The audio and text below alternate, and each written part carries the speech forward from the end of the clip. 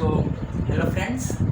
Yesterday we were discussing about case 1, which is जब particle किसी curve के अंदर चलता है तो उसकी इक्वेशन क्या होती है। तो आज हमारा केस है मोशन ऑफ पार्टिकल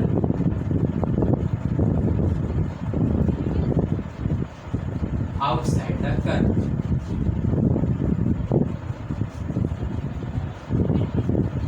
ठीक है, तो ये मान लीजिए कोई कर्व है, सपोज ये। अब अगर आपका मेन कॉन्सेप्ट इस चैप्टर में बस ये है कि आप इक्वेशन ऑफ मोशन को लिख ले। बस इक्वेशन ऑफ मोशन अगर आपको लिखनी आती है, आपका क्वेश्चन एकदम इजी है, सबसे इजी चैप्टर है मैकेनिक्स। तो यहाँ पर मान लीजिए किसी पॉइंट पी पर ये पार्टिकल यहाँ पर था, तो इस पर टेंजेंट जो होगी ये टेंजेंट होगी इस पर। ये जो हॉरिजॉन से एंगल बनाती है उसको शाई बोलते हैं। हमने फर्स्ट वीडियो में डिस्कस किया था ये भी। अब क्योंकि आर्क लेंथ हम यहाँ से मेजर कर रहे हैं तो ये चीज़ एस होगी, तो जिधर एस बढ़ेगा उधर टेंजेंट की डायरेक्शन होगी। तो एस डाउन साइड बढ़ रहा है तो टेंजेंट की डायरेक्शन इधर होगी। टेंजेंट के परपेंडिकुलर नॉर्मल होता है।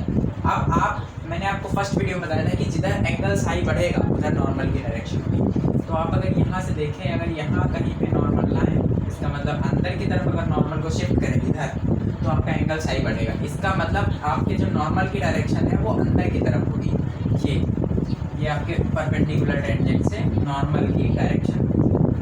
और इसी के जस्ट अपोजिट आपका रिएक्शन फोर्स लगेगा, क्योंकि पार्टिकल आउटसाइड है तो फोर्स भी आउटसाइड, रिएक्शन फोर्स भी आउटसाइड। अब पार्टिकल के जो हमारा नॉर्मल फोर्स होता है वो हमेशा पार्टिकल के मतलब सरफेस के आउटसाइड में लगता है। तो ये सरफेस के आउटसाइड उधर पार्टिकल के रिएक्शन फोर्स होगा वो लगेगा। पिछली वीडियो में हमने इसको टेंजेंट फोर्स देखा था, तो उसमें कोई दिक्कत की बात नहीं है, आप इसको टेंजेंट फोर्स टी भी यूज कर सकते हैं। तो अब अगर ये एंगल शाई है तो यहाँ से अगर हम एक हॉरिजॉन ड्रॉ करें तो देखिए ये शाई है, तो अल्टरनेट एंगल से ये भी शाई हो गया। ये फिर ये दोनों परपेंडिकुलर थे, ये और ये, तो ये एंगल 90 माइनस शाई हुआ। तो ये एंगल भी अब यहाँ पे वेट mg लग रहा है नीचे, इसमें इसका अपना कुछ वेट होगा जो कि mg ग्रेविटी की वजह से नीचे की ओर लग रहा है। तो ये एंगल भी शाई हो गया, तो ये एंगल भी 90 माइनस शाई हो गया। तो अब ये एंगल होगा mg cos 90 माइनस साई, इसका मतलब mg sin साई, क्योंकि ये एंगल 90 माइनस साई है तो ये हो गया mg cos 90 minus psi sin Sai. और जो ये है ये एंगल साई है तो ये mg cos Sai, mg cos Sai. जब हमेशा भी थीटा के बगल वाला जस्ट जो साइड होती है वो cos ही होती है, हमेशा cos होती है। ये इंटू cos मतलब इसका प्रोजेक्शन में सब cos ही होगा। तो इसी तरह cos 90 minus psi sin Sai cos, और ये साई है तो साई हो गया। तो अब इतनी बातें क्लियर हैं अगर, तो फिर हम आगे बढ़ते हैं। अगर आपको कोई डाउट है तो कमेंट में बताइएगा। तो अब हमको लिखनी है equation of motion along tangent. Equation of motion along tangent. तो अब टेंजेंट की तरफ एक तो टेंजेंशियल एक्सेलरेशन इस पे लग रहा होगा। तो टेंजेंशियल एक्सेलरेशन जो होता है वो उसका फॉर्मूला होता है v/dv/ds। अब क्योंकि इस पर लगने वाले फोर्स हमेशा इक्वल होंगे, टेंजेंट की डायरेक्शन में जितने फोर्स लग रहे हैं उनका जो सम होगा वो जीरो होगा। मतलब नेट जो फोर्स इस पर लग रहा है टेंजेंट की डायरेक्शन में वो जीरो होगा, जो नॉर्मल की डायरेक्शन में वो जीरो होगा। तो टेंजेंशियल एक्सेलरेशन की वजह से एक फोर्स लगेगा जो कि मास टाइम्स एक्सेलरेशन होगा, तो mass into tangential acceleration is equal to tangential force, और दूसरा टेंजेंशियल फोर्स mg sin है जो कि टेंजेंट की ही डायरेक्शन में लग रहा है।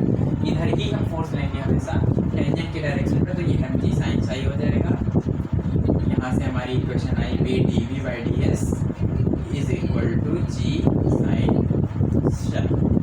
एक इक्वेशन ये आई। अब अलॉन्ग नॉर्मल अगर देखें,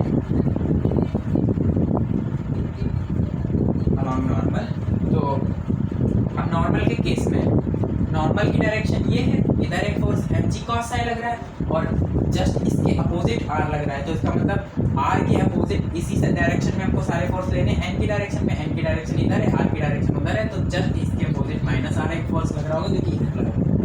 तो फिर अलॉन्ग नॉर्मल अगर हमको देखना है तो नॉर्मल एक्सीलरेशन के एक तो फोर्स नॉर्मल एक्सीलरेशन की वजह से होगा, दूसरा है नॉर्मल कंपोनेंट्स की वजह से होगा।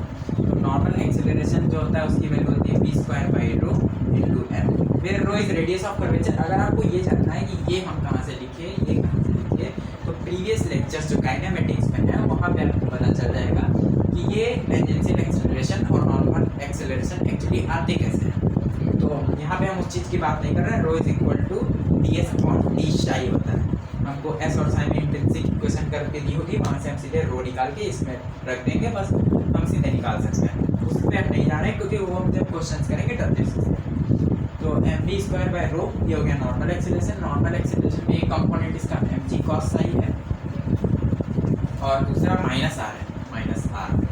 ये equation of motion along normal हो जाएगी जब कर्व आउटसाइड, कर्व के आउटसाइड कोई पार्टिकल मूव करेगा। तो यहाँ से आप देखिए एक इक्वेशन ये मिलती है, एक इक्वेशन ये मिलती है। क्वेश्चंस में कुछ एडिशनल इन्फॉर्मेशन देते हैं जहाँ से हमको v निकालना होता है, या फिर हमको यहाँ से v ही निकालना होता है, या फिर ये r की वैल्यू दे देते हैं। वो हम क्वेश्चंस पे आके डिस्कस करेंगे। आने वाली वीडियोस में हम देखेंगे कि motion of particle on circle, तो वहाँ पे हम देखेंगे वेलोसिटी, टेंशन और इन सब के एक्सप्रेशन किस पॉइंट पे कैसे होते हैं। तो फिलहाल के लिए थैंक यू गाइस, और आने वाली वीडियोस में होप आपको अच्छी लगेगी, तो please like share and subscribe.